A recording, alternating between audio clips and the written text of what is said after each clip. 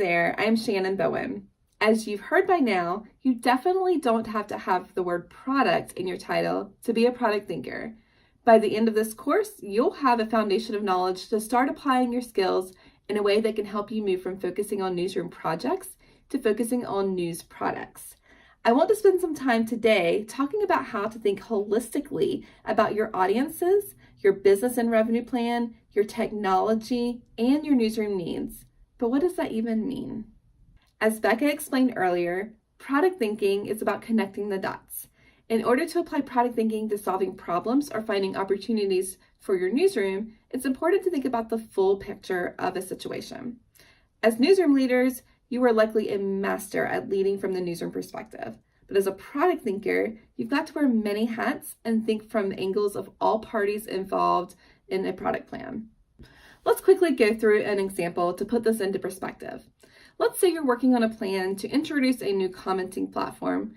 You think this new commenting platform will increase engagement with your audiences because your journalists are going to spend more time discussing topics with your readers or answering their questions.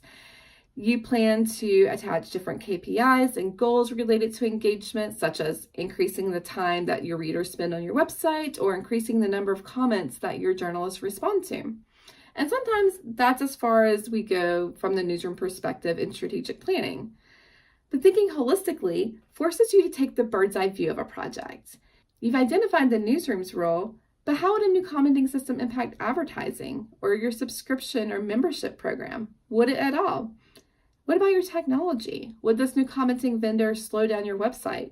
And if so, how would that then impact your advertising or subscriptions model? As journalists, we're good at asking tough questions and finding the answers, and you'll need to apply this skill to product thinking so that you have a full picture of a plan. For this example, you'd want to connect the results you see from increased engagement in your new commenting platform to the impact on your business plan. Perhaps you see an increase in visitors to your commenting section, which then leads to an increase in advertising impressions, or perhaps people who see enough value in your product because of your commenting system decide to then subscribe or donate, depending on your business model. Embracing holistic thinking does take practice, but I have a few frameworks to help you try it out. First, you'll want to become very familiar with key players or stakeholders of a project. Start by asking questions. For example, for your plan to introduce a new commenting platform, who cares in your advertising department? What about your marketing department? Will somebody want to send an email to your subscribers to let them know about the new platform? Who is that person? Write down every single person or department who will be involved, no matter how big or small the task. Then you'll want to organize. I like to use a responsibility matrix, which is sometimes called a RASCI or RACI matrix. This helps identify and sort out who's responsible for which area of a project. In this matrix, R stands for responsible. This is the person who is doing the work to complete the task.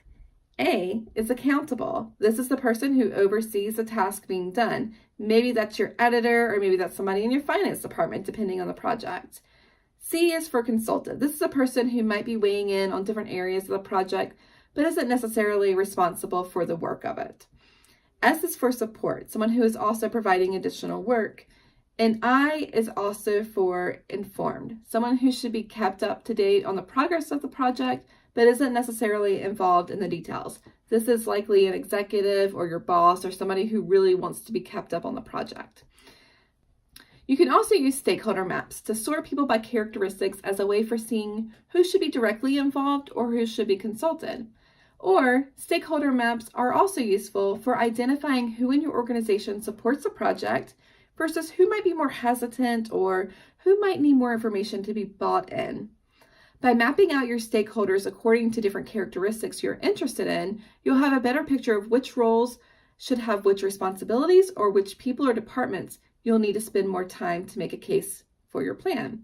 And of course, this all requires holistic thinking about each angle of your plan. In any case, embracing holistic thinking is an important part of product thinking.